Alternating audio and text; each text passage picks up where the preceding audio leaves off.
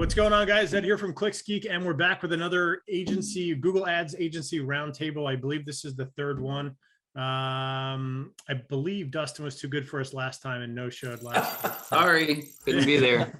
All right, so I got Rob, my business partner. I got Dustin Miller, Mark Kelly, Nick Kremer, and we're here to talk today all about Google Ads optimizations. How do you optimize Google Ads accounts? What's your cadence for doing it? The difference between optimizing for local lead gen versus e-com.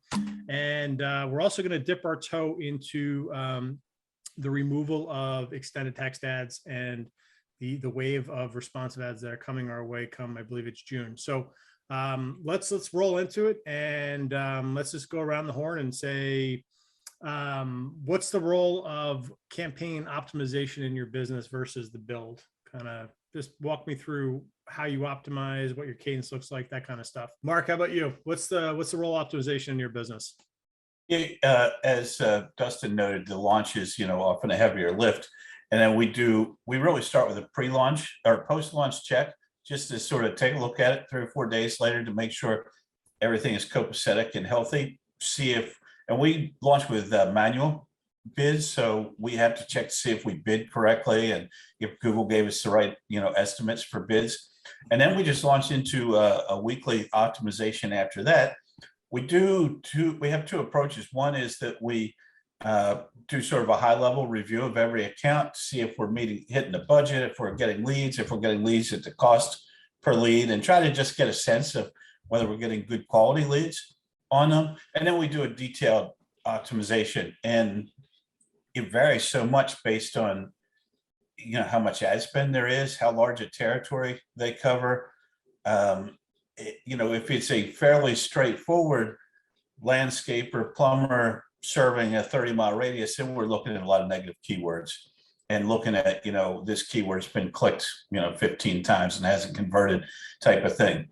But if it's a larger client and you're looking at, with a broader spend, wider area, you're looking at more things like what states or cities are they converting in. And then you have to pay attention to those things that you overlook sometimes: devices, bid adjustments, audiences where you're allowed to make adjustments, audiences where you're not allowed to, because Google's gotten really tough on some of those things, like in real estate and different areas. So it varies, but we touch them all weekly, and some of them, as Dustin noted, more than weekly if they're not performing. Nice.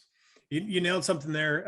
It all depends. I was doing an interview with a real estate investor about 2 hours ago, and we were talking about optimizations, and it comes down to click cost and budget. And an investor might have 50 clicks a month versus a detailing client might have 50 clicks a day or every couple of days. So it really just comes down to click cost versus your daily budget. And that kind of influences how much you can actually optimize, because you have to do it based off the data versus gut feel. So you nailed a really important part there, Mark. Well, if you're in, water remediation or water restoration, and you got a $2,500 budget, you got $50 to $60 clicks, there's a limited set of things that you can do there. Yep. Yeah, your hands are kind of tied at that point when you're limited by your budget. Yep. And you gotta reframe the client expectations over like a 60 to 90-day time frame in terms of optimization and getting that cost per lead down, because you just can't do the same things you do for a lower click cost or a more market appropriate budget style thing. So it does take longer